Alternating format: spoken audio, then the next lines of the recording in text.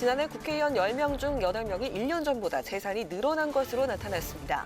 의원들의 재산 평균은 23억 8,254만 원이었고 집을 2채 이상 보유한 다주택자는 의원 289명 중 41명으로 집계됐습니다. 국회 도서관의 첫 지역 분관인 국회 부산도서관이 문을 열었습니다. 연면적 13,600제곱미터의 지상 3층 규모로 부산의 새로운 복합 문화공간으로 역할이 기대됩니다. 6월 1일 치러지는 경기도지사 선거가 최대 격전지로 떠올랐습니다. 유승민 전 국민의힘 의원과 김동연 새로운 물결 대표 등 대권 주자급의 등판으로 빅매치가 예상됩니다. 대기자 일선으로 분석해보는 정가동향, 목요정치클럽 기자 대기자.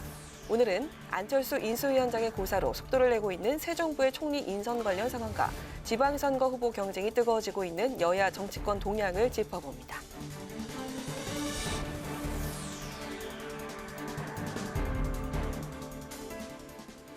여러분 안녕하십니까? 3월 31일 의정종합뉴스 뉴스엔 시작하겠습니다. 국회의원들의 정기 재산 신고 내역이 공개됐습니다. 국회의원의 평균 재산액은 23억 8천여만 원으로 10명 중 8명이 재산이 증가한 것으로 나타났습니다. 주택을 2채 이상 보유한 다주택자는 전체 국회의원 289명 중 41명으로 전체의 14.1%를 차지했습니다. 보도에 강민지 기자입니다. 국회 공직자윤리위원회가 장관 겸직자 등을 제외한 국회의원 289명의 재산 변동 신고 내역을 공개했습니다. 지난해 말 기준으로 1년 전보다 재산이 늘어난 의원은 전체의 83%인 240명으로 나타났습니다. 가장 큰 증가폭을 보인 의원은 국민의힘 윤상현 의원으로 227억 8천여만 원이 늘었고 국민의힘 전봉민, 박덕흠 의원이 뒤를 이었습니다. 각각 상장 주식과 비상장 주식의 가액 변동, 배당금 상승 등을 재산 증가 이유로 설명했습니다. 재산 총액은 전봉민 의원이 1,065억 5,500여만 원으로 가장 높았고 박덕흠, 윤상현 의원이 재산 증액 순위와 마찬가지로 상위 3위를 차지했습니다. 신고 총액 500억 원 이상인 이들을 제외한 286명의 의원 평균 재산액은 23억 8,254만 원으로 나타났습니다. 반면 1년 전보다 재산이 감소한 의원은 49명으로 민주당 진선미 의원이 마이너스 9억 8천여만 원을 신고해 지난해에 이어 재산 최하위를 기록했습니다. 정당별 재산 평균은 국민의힘이 53억, 민주당이 18억, 국민의당이 13억, 정의당 6억 원 순입니다. 다주택자는 지난해에 비해 8명 감소한 41명입니다. 정당별로는 국민의힘이 28명, 민주당이 10명, 무소속 3명이 포함됐습니다. 최다 주택 보유자는 총 3채를 보유한 민주당 이상민, 국민의힘 이주환, 이현승, 무소속 김홍걸, 양정숙 의원 5명입니다. 국회의원의 자세한 재산 내역은 국회 홈페이지를 통해 누구나 확인할 수 있습니다. 국회방송 강민지입니다. 70년 전 한국전쟁 당시 임시 수도 부산에서 출발했던 국회 도서관이 오늘 국회 부산도서관 분관을 건립해 시민들에게 개방됐습니다. 175만여 권의 장소를 갖췄는데 서부산의 새로운 복합문화공간으로서 역할이 기대되고 있습니다. 장정현 기자가 다녀왔습니다. 올해로 개관 70주년을 맞는 국회도서관. 국회도서관의 첫 지역 분관인 국회 부산도서관이 부산 강서구에 문을 열었습니다. 70년이 지난 오늘 다시 여기 부산에서 국회 도서관은 더 큰 도약의 역사를 쓰려고 합니다. 최상의 의회 도서관으로서 디지털 혁신을 선도하는 세계적 수준의 지능형 미래 도서관으로 거듭나겠습니다. 연면적 13,600여 제곱미터의 지상 3층 규모인데 영남권에 처음 들어선 국립도서관입니다. 국가문헌정보 분산 보존 차원에서 서울 여의도 국회도서관에 장서 170만 권을 옮겨왔고 5만 3천 권은 새로 들였습니다. 이번 부산 국회도서관 개관에 따라 영남권 지역민들도 의회도서관의 방대한 입법 학술 자료를 쉽게 활용할 수 있게 됐습니다. 국회도서관이 지난 70년간 쌓아올린 지식 정보 서비스와 운영 노하우를 접목해 지방 국회도서관 시대를 연 것입니다. 국회 부산도서관은 지방의회의 띵크탱크가 될 것입니다. 국회 부산도서관은 책을 눕혀놓은 모습을 연상시키는 건물외관이 눈길을 끕니다. 국내 최고 높이를 자랑하는 보존서고와 재난재해 상황에 대비한 디지털 보존실을 갖췄고 서울 국회 도서관에는 없는 어린이 자료실도 마련했습니다. 도서관 곳곳에는 아이들이 뛰놀거나 공부할 수 있는 공간, 앉아서 책을 읽을 수 있는 계단식 쉼터도 조성되어 있습니다. 국회 부산도서관이 여의도 국회 도서관과 차별화된 점은 또 있습니다. 시민들이 밖에서도 책을 빌려볼 수 있도록 이 관외 대출 서비스를 시작하는데요. 한 명당 5권까지 최대 15일 동안 빌려볼 수 있습니다. 국회 부산도서관은 개관을 기념한 전시도 준비했는데 의회 민주주의를 체험할 수 있는 상설 전시와 지난 70년 동안의 국회 도서관의 역사를 살펴볼 수 있는 기획 전시가 시민들을 기다리고 있습니다. 국회 부산도서관은 앞으로 서울 국회 도서관과 협력해 시민들의 문화 생활에 보탬이 되고 지역의 중심 문화 복합 공간으로 역할을 할 것으로 기대됩니다. 국회방송 장정현입니다. 6월 지방선거 경기도지사 선거판이 커지고 있습니다. 지난 대선에 출마했던 두 사람이 오늘 출사표를 던진 건데요. 더불어민주당과 합당하는 새로운 물결의 김동연 대표와 국민의힘의 유승민 전 두 사람 의원입니다. 두 사람의 빅매치 성사 가능성에 벌써부터 경기지사 선거 분위기가 후끈 달아오르고 있습니다. 홍혜진 기자가 취재했습니다. 6월 지방선거 여야의 경기지사 쟁탈전이 본격화하고 있습니다. 민주당에선 민주당과 합당하는 새로운 물결의 김동연 대표가 국민의힘에선 유승민 전 의원이 오늘 경기지사 출마를 공식 선언했습니다. 김동연 대표는 지난 대선에서 손잡았던 이재명 전 지사가 함께한 경기도를 새롭게 바꾸는 데 자신의 모든 것을 걸겠다고 밝혔습니다. 이번 대선에서 저는 정치 교체와 국민 통합이라는 공동 가치로 이재명 후보와 손을 잡았습니다. 공동 선언의 목표는 정치 교체를 넘어 대한민국 중심을 교체하고 국민의 삶을 바꾸는 것입니다. 이 실천을 경기도에서 시작하겠습니다. 김 대표는 문재인 정부 초대 경제부총리를 지냈고 지난 대선에 출마했다가 이재명 후보 지지를 선언하며 사퇴한 바 있습니다. 국민의힘 유승민 전 의원은 일자리와 주택, 교통 등에서 획기적 개혁을 단행해 누구나 살고 싶은 경기도를 만들겠다며 출마를 선언했습니다. 유승민의 경기 개혁으로 경기도민 모두가 평등한 자유와 공정한 기회를 가지고 모두가 인간의 존엄을 누리는 함께 행복한 경기도를 만들겠습니다.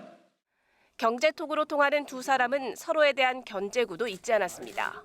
유 전 의원은 김 대표에게 현 정부 경제부총리로 소득 주도 성장 정책 등을 주도한 데 대해 사과부터 해야 한다고 했고 김 대표는 유 전 의원이 경제를 직접 운영하고 총괄한 적은 없다고 날을 세웠습니다.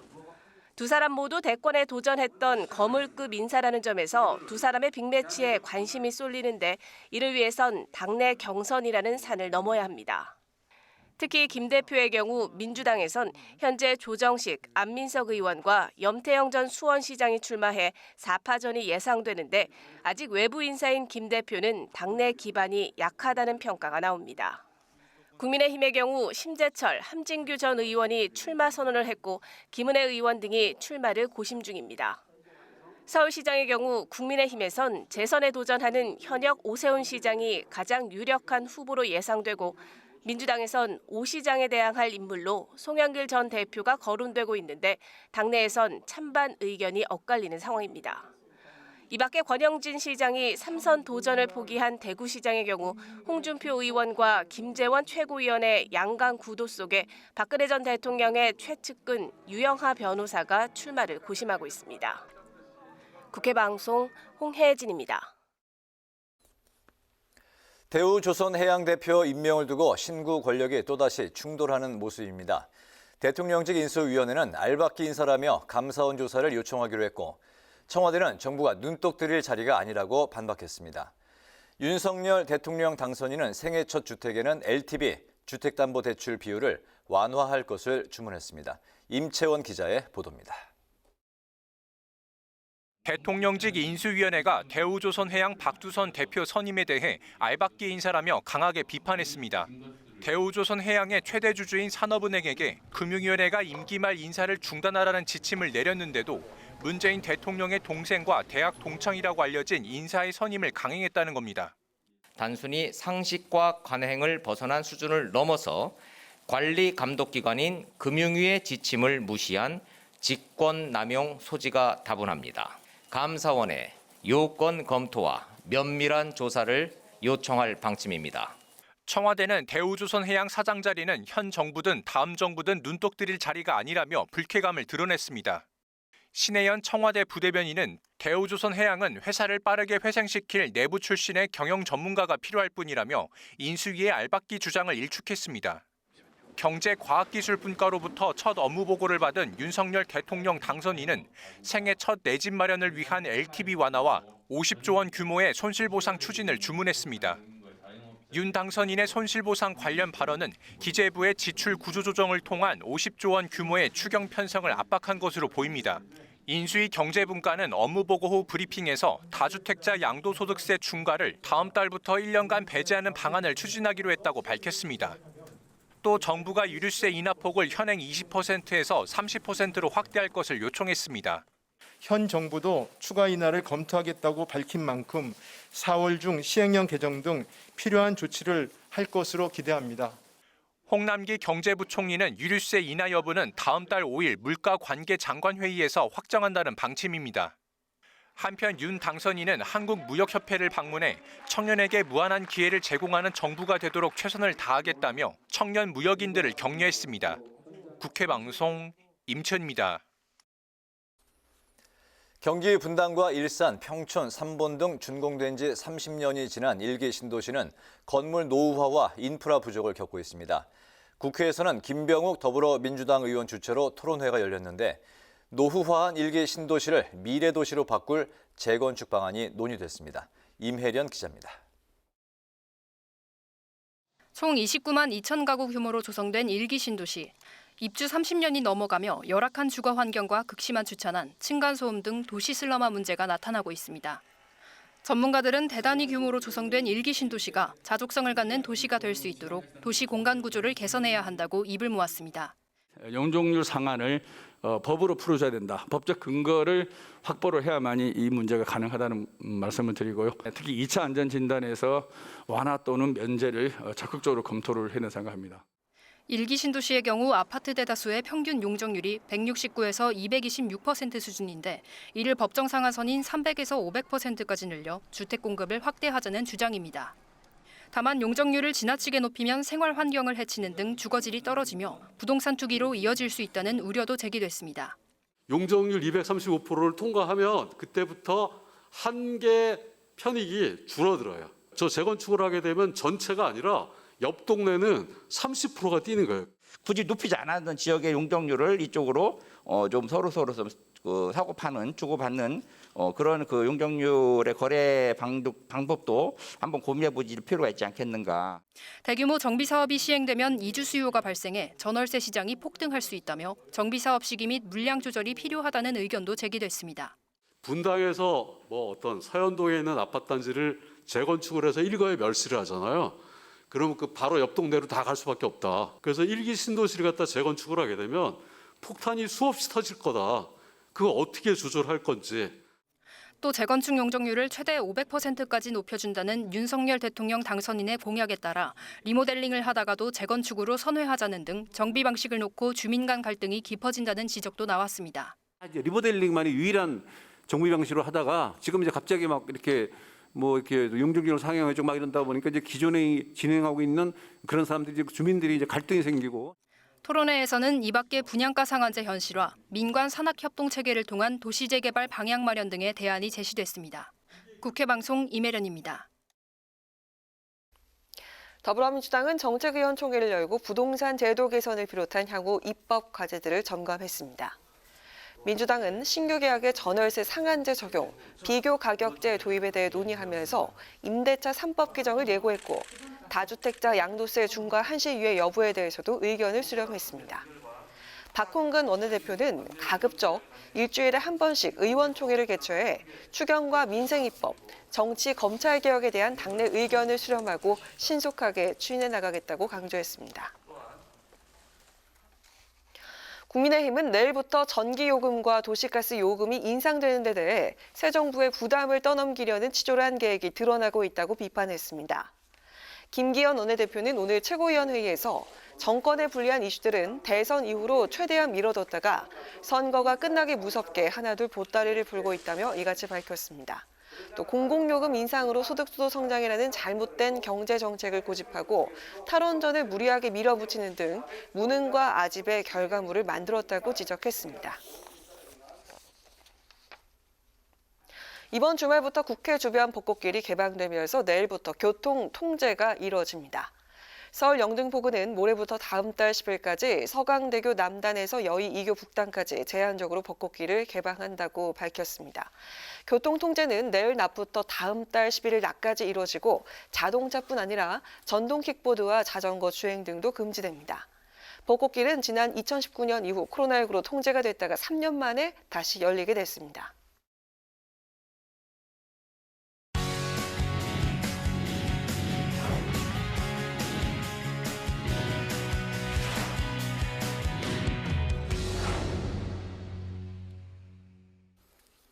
네, 오늘 이슈 분석 태윤영 기자와 함께합니다. 태 기자 어서 오세요. 안녕하세요. 네, 오늘 공개된 국회의원 재산 현황에 대해서 자세히 살펴보겠습니다. 먼저 재산이 가장 많은 의원부터 살펴볼까요? 네, 앞서 리포트에서 보셨겠지만 국회의원 10명 중 8명이 재산이 늘었습니다. 네. 이 재산이 가장 많은 의원은 국민의힘 전봉민 의원인데요. 1,065억 원입니다. 이어서 박덕흠 의원이 672억 원, 윤상현 의원이 577억 원으로 뒤를 이었습니다. 전 의원의 경우 예금 129억 원과 함께 부동산 건설업 주식 918억 원을 신고했고요. 박 의원은 서울 송파구 잠실동 땅과 강남구 삼성동 아파트 등 부동산으로만 절반에 가까운 304억 원을 신고했습니다. 마지막 윤 의원은 전체 재산에서 제조업 등 주식이 512억 원, 그리고 강남구 개포동 아파트 등 부동산이 26억 원을 차지했습니다. 이 증가액이 가장 높은 의원도 이들 3명이었었는데요. 윤 의원이 227억 원으로 배우자의 상장, 비상장 주식 매매로 인한 재산 변동폭이 가장 컸습니다. 그 뒤로 전 의원이 151억 원이 늘었는데 배당금과 채권 환수 그리고 비상장 주식 평가액 상승 등을 증가 이유로 들었습니다. 박 의원의 경우에는 보유 중인 비상장 주식의 백지 신탁이 해지되면서 증권자산 등 112억 원이 증가한 것으로 확인됐습니다. 가장 재산이 적은 의원은요, 마이너스 9억 원의 더불어민주당 진선민 의원이었고요. 재산 감소폭이 가장 컸던 의원은 무소속의 이상직 의원으로 171억 원이었습니다. 이상직 의원의 경우는 이스타 항공 창업주잖아요. 근데 회생 절차 과정에서 자녀가 주주로 있는 이스타 홀딩스 주식을 전량 무상 소각하면서 재산 감소폭이 가장 컸습니다. 네, 재산이 1,000억 원이 넘는 국회의원도 있고 또 마이너스인 의원도 있고 천차만별이네요. 네, 이번에 그 다주택자 현황을 한번 살펴볼 텐데 다주택자 국회의원 얼마나 됩니까? 네, 국회의원 41명이 다주택자인 것으로 나타났습니다. 본인과 배우자 명의로 기준을 한 건데요. 네. 7명 중 1명꼴로 지난해보다는 8명이 감소했습니다. 정당별로는요, 이 국민의힘이 28명으로 가장 많았고요. 더불어민주당 10명, 무소속 3명 순이었습니다. 주택 세 채를 보유한 의원은 5명으로 집계됐는데요. 민주당 이상민 의원, 국민의힘 이주환, 이현승 의원, 그리고 무소속의 김홍걸, 양정숙 의원 등이었습니다. 그 이상민 의원의 경우에는 배우자 명의의 복합 건물을 포함해서 대전에 아파트 2채를 소유하고 있었고요. 이주환, 양정숙 의원 역시 마찬가지로 복합 건물 1채와 아파트 2채를 소유하고 있었습니다. 그 이현승 의원의 경우에는 그 서울 서초구의 아파트 분양권을 포함해서 상속 중인 부산의 아파트 2채가 있었고, 그다음에 김홍걸 의원은 마포 단독주택 2채에 이어서 서울 서초구의 배우자 명의로 아파트 1채를 신고했습니다. 네. 강남 3구의 주택을 한 채 이상 보유한 국회의원은 지난해보다 2명 줄어든 47명이었습니다. 강남 3구에서 국민의힘 송원석, 무소속 양정숙 의원이 2채씩 신고해서 최다 주택 보유자로 확인됐습니다. 주택을 제외한 상가나 오피스텔 같이 근린 생활시설을 보유한 의원은 68명에 달했습니다. 그렇군요. 매년 국회의원의 재산 공개가 이제 있으면 이해충돌 논란이 뒤따르곤 했는데 이번의 경우는 어떻습니까? 네, 먼저 이 재산 공개 과정에서 이해충돌을 빚는 가장 대표적인 사례가 바로 상임위와의 연관성입니다. 네. 이 상임위와 연관된 주식을 보유하고 있다가 이해충돌 논란을 빚어서 백지 신탁으로 하면은 이 재산 감소가 확인되기도 하고요. 그다음에 문제가 될 수 있는 주식을 보유했다는 그런 보유 현황도 확인되게 됩니다. 과거 국민의힘 한무경 의원의 경우는요, 소속 상임위와 주식을 보유한 회사가 직무 관련성이 있다는 이유로 자신의 주식을 백지 신탁한 바 있습니다. 민주당 문진석 의원 역시 국토위 소속으로 그 직무 관련성이 있는 업체의 주식을 보유하고 있다가요. 이해 충돌을 빚어서 백지시탁한 경우가 있습니다. 이번에는 소속 상임위와 연관된 기업 주식을 보유한 것으로 의심이 가는 사례가 있었습니다. 국토교통위원회에서 활동하고 있는 국민의힘 김의국 의원의 경우 4억 9천만 원 상당의 특정 기업 주식을 보유하고 있었는데요. 이 기업은 도로와 철도같이 사회 기반 시설에 투자해서 수익을 내고 있습니다. 이 때문에 이해충돌 소지가 있다는 분석이 곳곳에서 나오고 있고요. 이에 대해 김 의원 측은 상임위 배정 당시에 그 직무 연관성을 심사받을 때 인사혁신처로부터 연관성이 없다는 것으로 확인받았다고 이렇게 설명하고 있습니다. 네, 그렇군요. 끝으로 국회의장단 그리고 각 당 지도부의 재산 현황도 살펴볼까요? 네, 의장단의 재산 신고 현황도 살펴봤습니다. 네. 먼저 박병석 국회의장의 경우 66억 원을 신고해서 지난해보다 3억 원 가까이 증가했습니다. 김상희 부의장은 지난해보다 1억 원이 준 13억 원으로 신고했고요. 정진석 부의장은 전년 대비 7억 원 늘어난 80억 원으로 나타났습니다. 그 여야 지도부 중에선 김기현 국민의힘 원내대표가 72억 원에 가까워서 가장 높았고요. 박홍근 민주당 원내대표는 4억 원, 그리고 윤호중 비대위원장은 19억 원을 신고했습니다. 권은희 국민의당 원내대표는 18억 원이었고요. 배진교 정의당 원내대표는 2억 원이었습니다. 이 밖에 윤석열 당선인 측근, 권성동, 윤한홍, 장제원 의원의 재산 현황도 눈길을 끌었습니다. 권성동 의원은 44억 원으로 가장 많았고요. 윤한홍 의원이 22억 원, 그다음에 장제원 의원은 이보다 1억 원 낮은 21억 원 순이었습니다.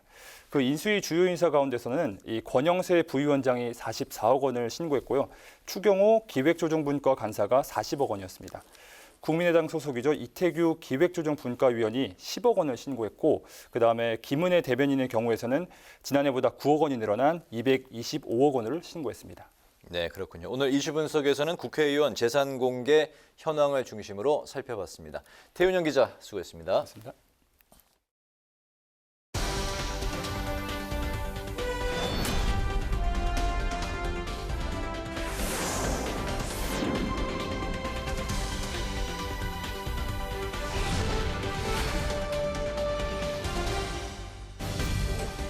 강아랑의 정치톡 시간입니다. 3월 31일 사람들의 시선을 끈 정치 뉴스 만나보시죠. 첫 번째 정치톡은 경제적 이익 최대 1조 원입니다. 대통령 집무실 용산 이적을 추진하고 있는 윤석열 당선인. 취임 이후 청와대를 국민들에게 돌려주겠다면서 청와대 전면 개방에도 나서고 있죠. 경제 관련 단체나 정부 산하 기관에선 벌써부터 이에 따른 경제적 효과를 추산한 분석 결과들이 속속 나오고 있는데요. 오늘 당선인 대변인 정례 브리핑에서도 이에 대한 언급이 나와서 눈길을 끌었습니다. 청와대 개방에 대해서는 국민에게 환원되는 그런 이익이 2천억에서 또 1조 넘는 그 상당한 국민들께 돌아갈 수 있는 부가가치가 여러 단체를 통해서 지금 자료가 나오고 있는 것으로 알고 있습니다. 아마 저희가 5월 10일 날 취임을 하게 되면 그때는 눈으로 보실 수 있고 손으로 만지시게 되지 않을까라는 생각이 듭니다. 대한민국의 역사를 국민들께서 한눈에 바라볼 수 있는 그런 장으로 자긍심을 심어주는 곳으로 재탄생하게 될 거다라고 말씀드리고 싶습니다. 청와대 개방에 따른 경제적 이익이 2천억에서 최대 1조가 넘는다는 자료가 나오고 있다. 김은혜 대변인 이렇게 설명하면서 앞으로 청와대가 국민 자긍심을 심어주는 곳으로 재탄생하게 될 것이라고 강조했습니다. 실제로 어제 발표된 전경련 산하 한국경제연구원의 보고서에 따르면 청와대를 전면 개방할 경우 연간 약 1,670만 명의 관광객이 찾을 것으로 예측을 하고 이에 따른 관광 수입이 연 1조 8천억 원에 달할 것으로 추정을 했습니다. 청와대의 수려한 경관과 역대 대통령 근무지라는 특수성 때문에 관광 수요가 클 거라는 전망이 반영이 된 결과입니다. 보고서는 또 대통령 집무실 이전으로 제도적 신뢰가 높아지면서 GDP가 최대 3조 3천억 원까지 증가할 거란 분석도 나왔습니다.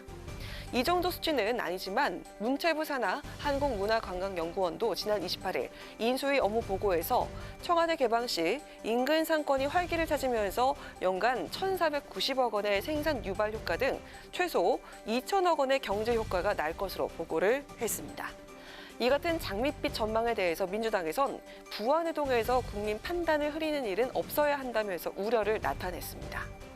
인수위 측에선 청와대를 K-팝과 우리 전통음악의 합동 공연 같은 다양한 문화 행사 공간으로 조성하는 방안을 검토 중이라고 하는데요.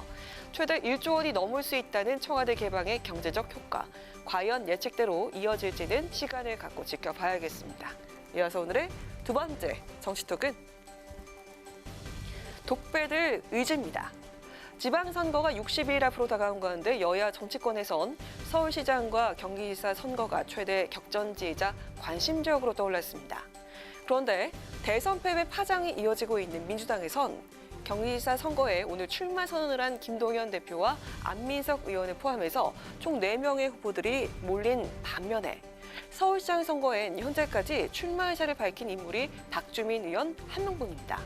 이에 윤호중 비대위원장은 당의 모든 지도자급 인사들은 어디든 달려가서 희생할 각오를 해야 한다며 중진 총동원령을 내리기도 했습니다. 이런 기류를 타고 최근 당 안팎에서 서울시장 차출론이 제기되고 있는 사람 바로 송영길 전 대표입니다. 대선 패배 후 집권 20일 만인 어제 공개 행보에 나선 송 전 대표는 이 같은 차출론에 대해서 고민을 해보겠다면서 말을 아끼는 모습이었는데요. 직접 만나본 의원의 느낌은 좀 더 긍정적이었던 것 같습니다. 당내 친이재명계인 김남국, 정성호 의원이 송 전 대표가 있는 경북의 한 사찰로 내려가서 대화를 나눴다고 하는데요. 과연 어떤 얘기가 오갔을까요? 서울시장 선거가 어렵다 보니까 아무도 나오려고 하지 않은 거예요. 특히나 현역 의원 같은 경우에는 2년을 버리고 가야 되는 거기 때문에 사실 어떻게 보면 죽으러 가는 거, 희생하는 거기 때문에 좀 그런 역할을 좀 해달라라는 그런 취지가 있었습니다. 송영길 대표님은 주로 듣고만 있는 그런 입장이셨고요. 만약 이 독패를 본인이 들어야 된다라고 한다면 기꺼이 하겠다라는 그런 의지는, 결연한 의지는 좀 보였습니다. 독배를 들어야 한다면 기꺼이 하겠다는 결연한 의지가 보였다. 송영길 전 대표를 만난 김남국 의원, 서울시장 선거 출마 권유에 대한 송 전 대표 반응을 이렇게 설명을 했습니다. 이어서 송 전 대표가 추대가 아닌 다른 후보와 경선을 하더라도 응할 것으로 전망을 했습니다. 하지만 송영길 차출론에 대해서 당내 반발도 적지가 않은데요. 패배한 장수가 곧바로 다른 선거에 후보로 나서는 건 적절하지 않다면서 반대 목소리도 제기되고 있습니다. 독배라도 기꺼이 마시겠다는 송 전 대표 의지, 과연 당내 반발을 뚫고 실제 서울시장 출마로 이어질 수 있을까요? 지금까지 강아랑의 정치톡이었습니다.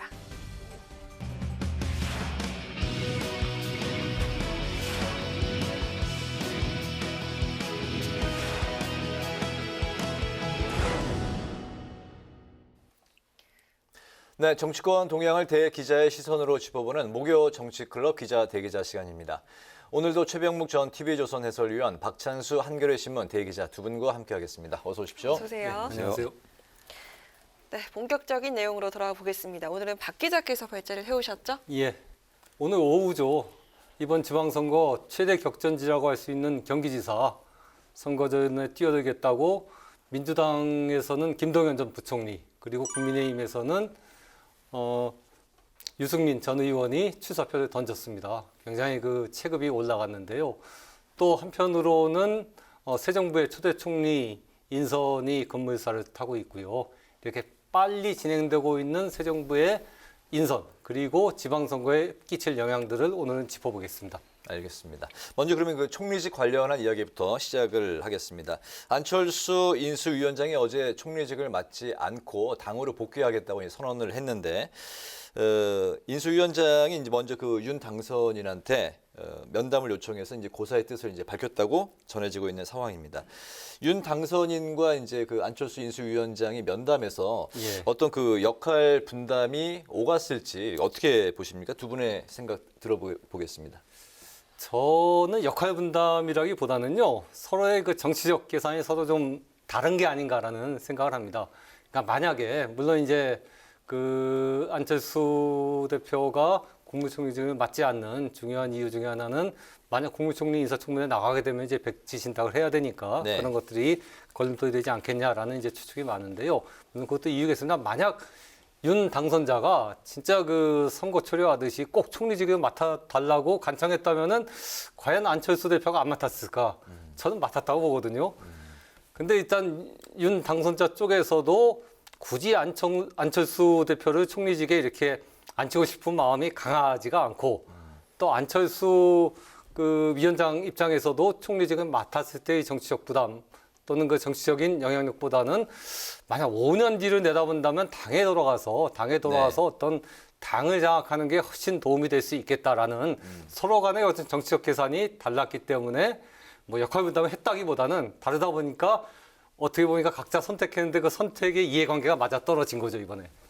윤 당선인이 강하게 권유하지 않은 것도 그 이유 중에 하나라고 보시는군요. 그렇죠. 윤 당선자 쪽에서 굳이 안철수 대표를 지금 그 초대 총리로 만들 이유가 저는 별로 없다고 생각합니다. 네네.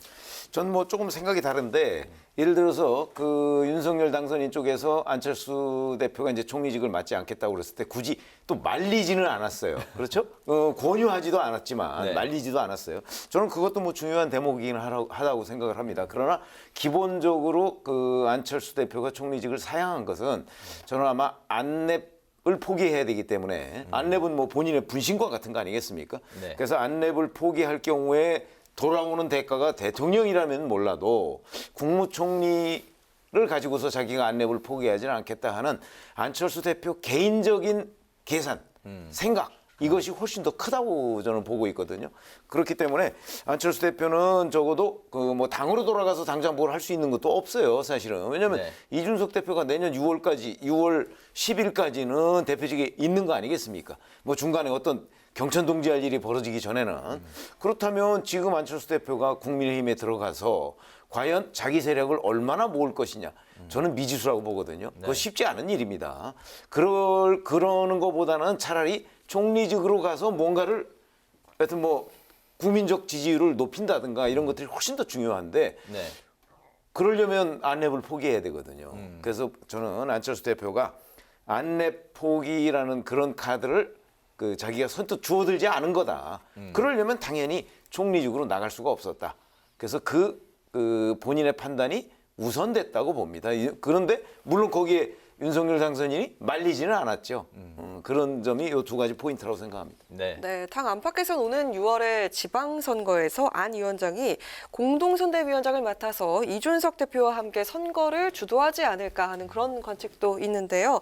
사실 이 두 사람이 껄끄러운 사이지만 한 배를 타게 됐잖아요. 앞으로 네. 관계를 어떻게 전망하시는지 들어보겠습니다. 글쎄 잘 아시다시피 지금 뭐 공동선대위원장을 하기가 글쎄요. 뭐 그건 이제 이준석 대표와 이리저리 이제 당에서 좀 협의를 해봐야 될 것으로 보이고 네. 이 두 사람 관계는 잘 아시다시피 이준석 대표는 좀 이 정치 리더십 자체가 그 화합형보다는 좀 배타형이에요. 저는 그렇게 봅니다. 그런 관점에서 본다면 둘 사이의 관계는 뭐 그렇게 그 과거와 달리 굉장히 그 회복될 것 같지는 않고 그냥 지금처럼 약간 어정쩡한 관계에서 각자 그 맡은 일을 하는 아마 그렇게 되지 않을까 싶습니다. 그럼 공동선대위원장을 안철수 위원장에게 제안하는 것도 이제 어쨌든 이준석 대표의 의중이 많이 이제 반영이 될 텐데. 그렇죠. 그러면 제안하지 않을 가능성도 있을까요? 이준석 대표가 단독으로 결정해야 된다면 저는 제안할 것 같지는 않고요. 네. 다만 이제 윤석열 5월 10일부터는 윤석열 대통령 아닙니까? 그럼 윤석열 대통령도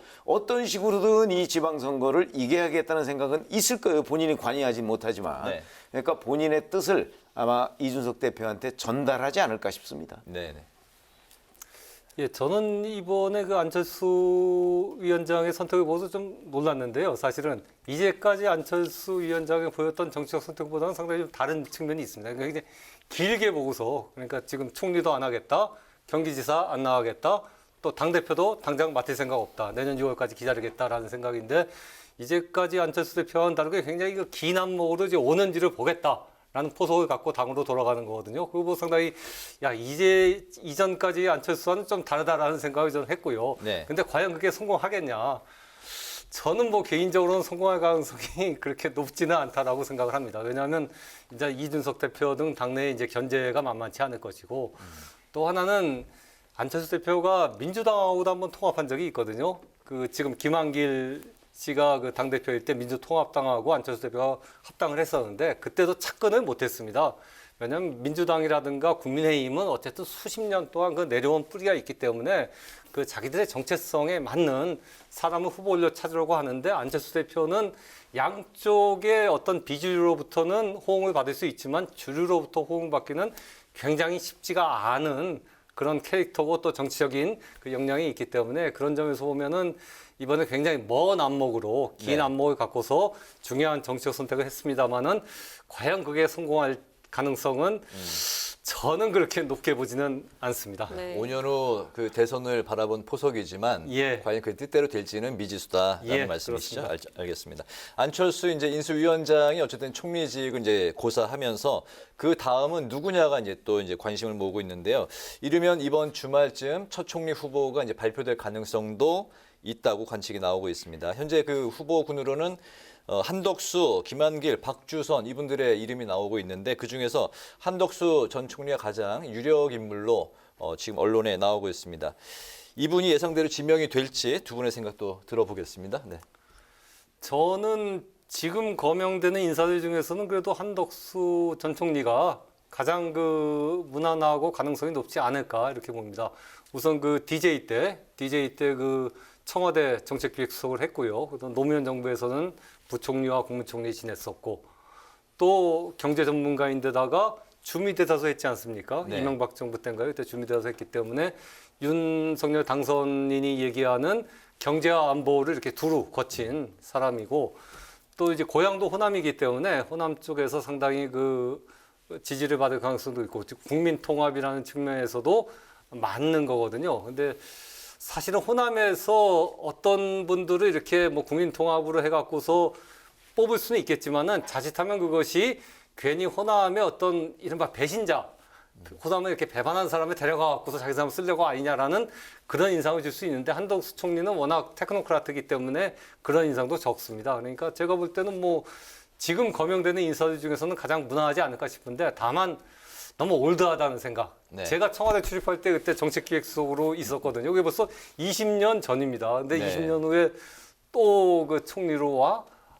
너무 좀 올드하고 너무 윤석열 정부가 좀 그 아웃 오브 데이트한 거 아니냐라는 느낌을 주는 게 굉장히 큰 이렇게 딜레마가 아닐까 싶습니다. 네, 오랜만에 이렇게 다시 또 이번에 등장하신 분들이 뭐 여러 분이 눈에 띄기도 하는데 어쨌든 그 정치인은 또 총리 인준을 거쳐야 되기 때문에 좀 부담이 되는 측면이 있어서 행정 관료 쪽 한덕수 전 총리가 어쨌든 유리할 것 같다는 그런 말씀하셨고요. 네. 그렇죠. 아니 오늘 그 이제 여러 곳에서 뉴스를 쏟아냈는데 그 중에 보면 뭐 한덕수 전 국무총리 얘기가 가장 많아요. 네. 그런 특히 이제 윤석열 당선인이 뭐 경제형 총리, 뭐 또는 통합형 총리 이런 쪽에 방점을 찍고 있다는 얘기거든요. 네. 그러면 그 얘기 자체가 뭐 결국은 이 거론되는 세 사람 중에서는 한덕수 전 국무총리가 가장 적합해요. 근데 이제 문제는 객관적으로 볼 때 우선 총리를 한번 했어요. 그렇죠? 네. 우리 뭐 총리 재수하는 경우 별로 없다고 알고 있는데 한번 했고요. 그다음에 나이가 73세입니다. 그렇다면 너무 많은 것 아니냐. 그래서 신선미가 떨어진다는 거 하나. 그다음에 국민의힘 그 당원들이나 또는 야권 지지자의 입장에서는 보다 더 결정적인 약점이 있는데 그거는 바로 이번 대선에 기여한 게 뭐가 있느냐 하는 부분이에요. 그런 게 없잖아요. 더군다나 정치인도 아니고 관료 출신이에요. 관료 출신은 흔히 우리 지금 박찬수 대기자께서도 말씀하셨지만 무난하다는 평가는 받을 수 있는데 개혁적이라 또는 그 집권 초에 뭔가를 만들어간다는 인상은 주지 못할 거예요. 관료 출신이. 그런 점이 약점으로 제가 보기에는 보입니다. 그래서 이제 그런 점을 극복할 수 있을 정도로 한덕수 전 국무총리가 과연 새 국무총리가 되면 무언가를 돌파해낼 수 있을까? 저는 그거에 대해서 굉장히 부정적으로 봅니다.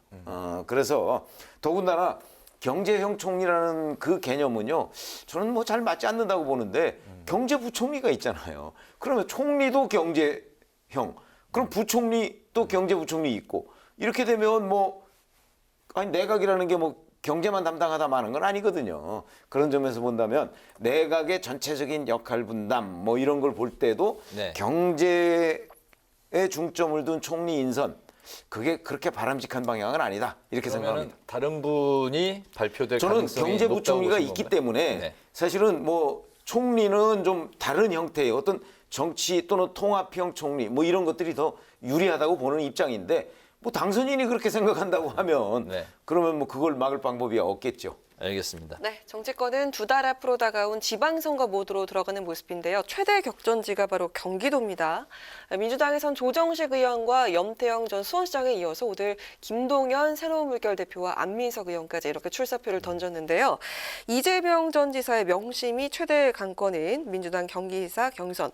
김동연 대표의 통과 가능성은 어떻게 보십니까? 글쎄요, 김동연 대표는 우선 사실은 그 당내 경선을 통과해야 되는데 지금 현재 입장을 보면 뭐 지금 책임 당원 50% 뭐 민간 여론조사 50% 이렇게 돼 있지 않습니까? 권리당원.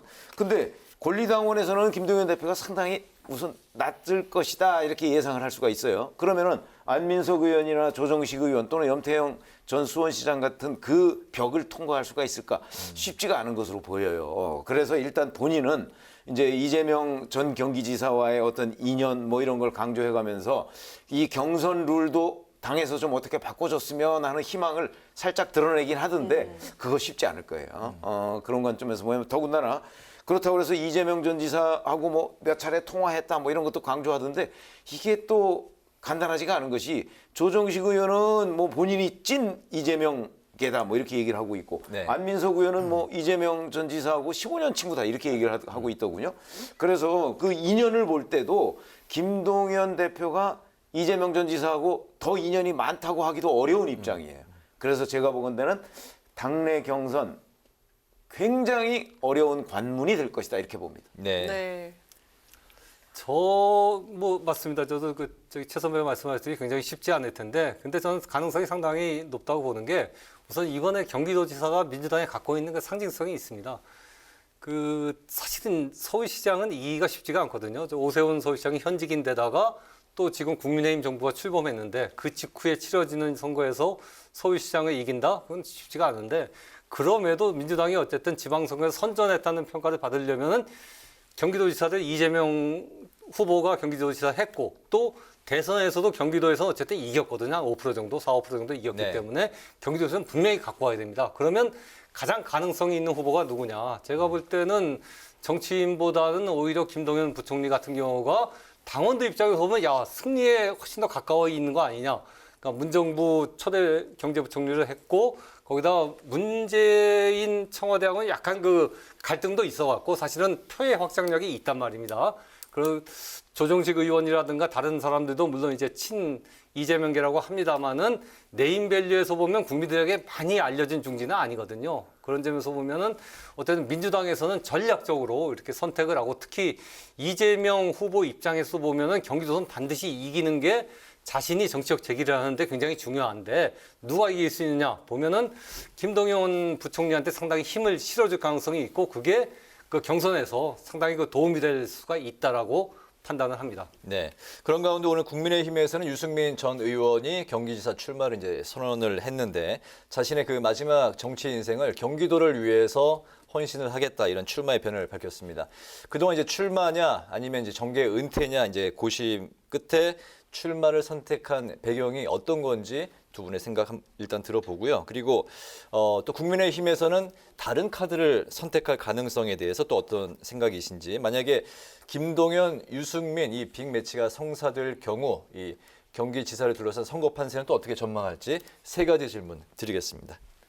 예, 우선 맨 뒤 질문부터 얘기하면 김동연, 유승민이 붙었을 경우는 굉장히 박빙의 접전이 될 것이다 라고 저는 보고요. 둘 다 어쨌든 인물로서는 경제 전문가라는 장점이 있기 때문에 또 그리고 표의 확장력도 양쪽이 다 있습니다. 그렇기 때문에 그냥 박빙이 될 것이라고 보고 근데 과연 국민의힘 경선을 쉽게 통과할 수 있느냐 전략 공천?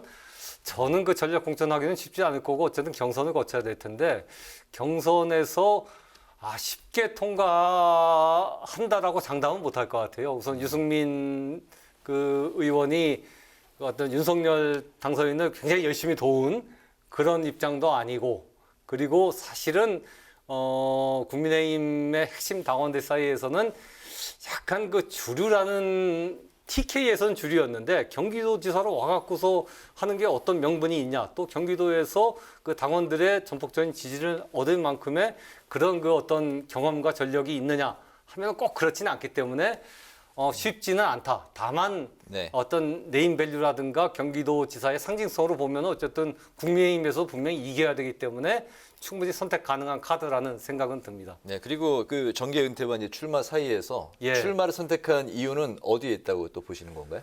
그거는 뭐 사실 정치인이 정계 은퇴하겠다라는 얘기는 그 액면 그대로 받아들이기는 쉽지 않거든요. 정치인은 어쨌든 그 마지막 순간까지도 정치를 하고 싶은 그런 욕망이 있는 사람들이기 때문에 그 재기냐 정계 은퇴냐 선택하라고 했을 때는 뭐 당연히 재기의 가능성이 있는 대로 가는 게 정치인의 속성이라고 봐야죠. 알겠습니다. 저는 오늘 경기지사 출마 선언을 하면서 사실은 그동안 뭐 정계 은퇴냐 출마 사이에 고민했다고 얘기하는 그 정계 은퇴는 비슷한 생각입니다.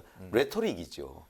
그냥 수사학적으로 수사니까, 네. 얘기한 것이지 실질적으로 고민하는 부분은 경기지사에 내가 나갔을 경우 당선이 될 수 있을까? 아마 그 부분을 집중적으로 고민을 했을 거라고 보고요. 그러면 이제 아마 민주당에서 지금 김동연 전 부총리에 대해서 가지고 있는 여러 가지 우리가 지금 뭐 장단점 같은 거 얘기하지 않았습니까?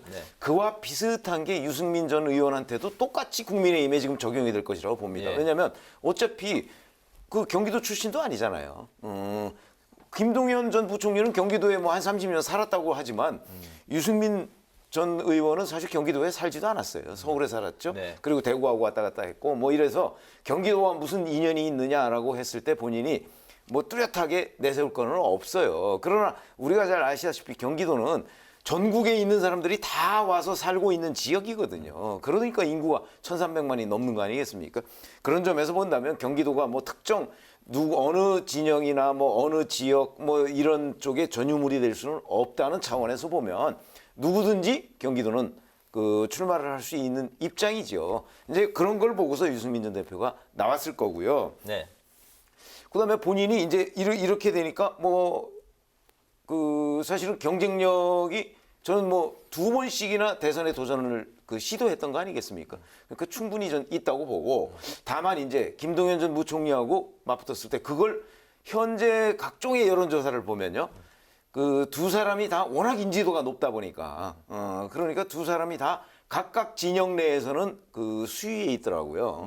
이제 그런 점들이 앞으로 물론 경기도에서 이재명 전 지사가 뭐 그 한 5%포인트 이상 윤석열 당선인을 앞섰다고는 하지만 그건 그 두 사람의 관계고 김동연이냐 유승민이냐 하는 그 관점에서는 아마 거의 승부를 예측하기 힘들 정도가 아닐까 이렇게 생각합니다. 알겠습니다.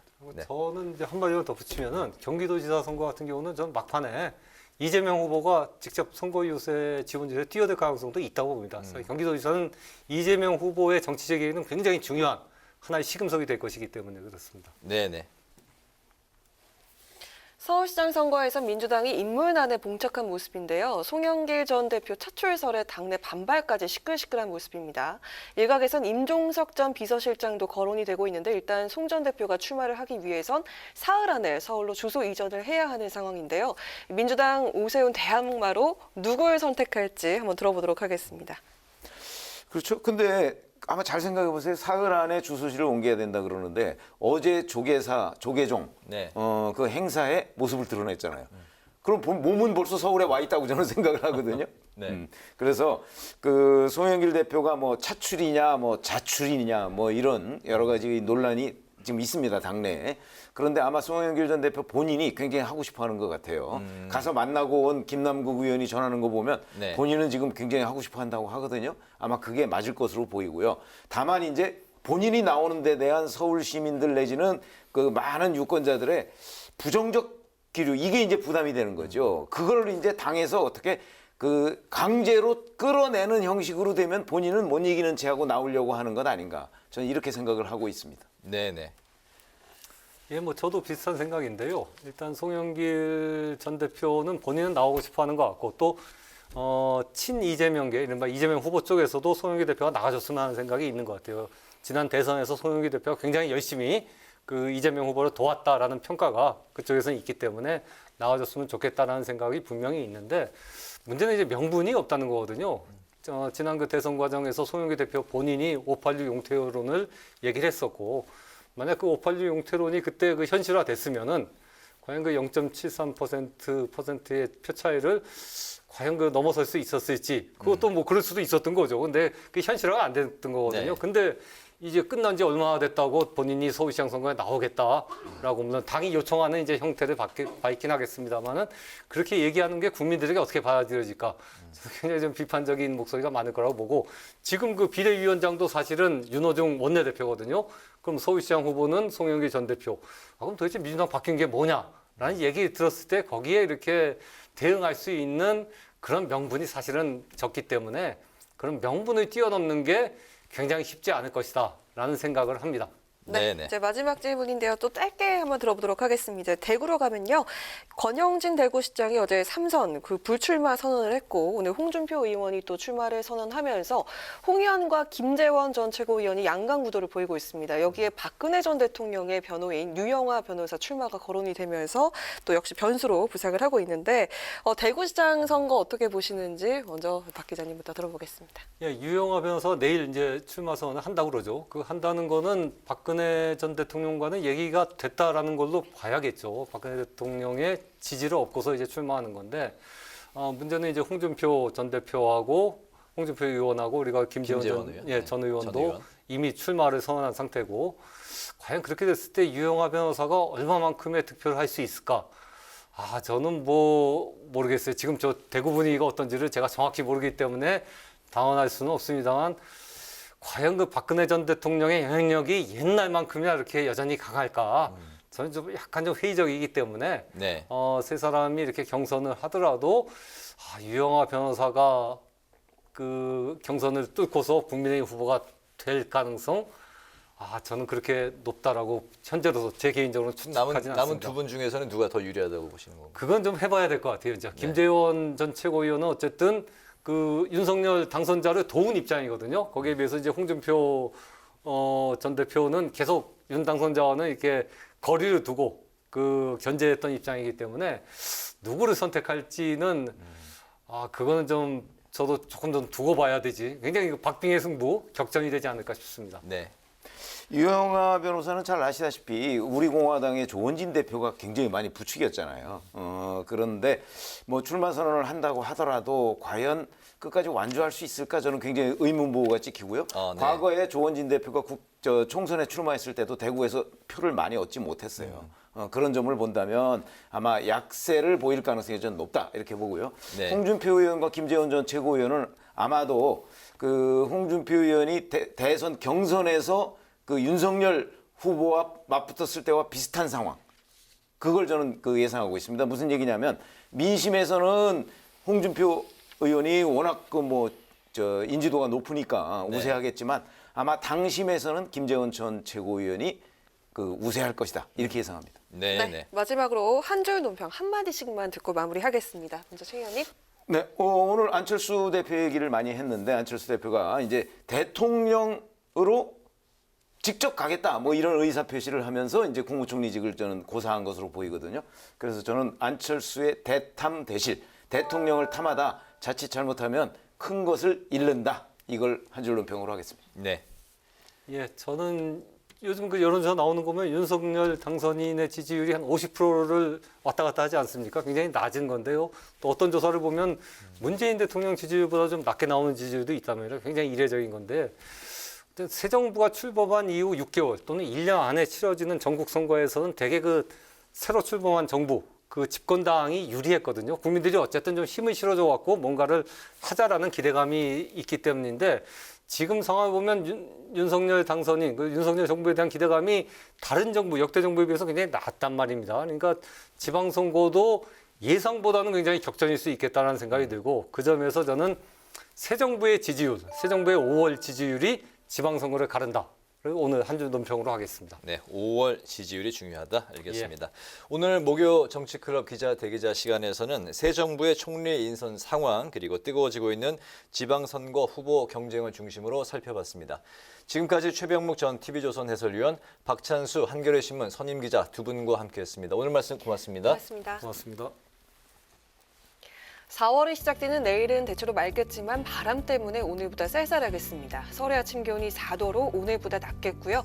내륙 곳곳에 서리가 내리고 물이 어는 곳도 있겠습니다. 일교차 큰 날씨에 각별히 주의하시기 바랍니다. 네, 오늘 뉴스에는 여기서 마치겠습니다. 시청해주신 여러분 고맙습니다.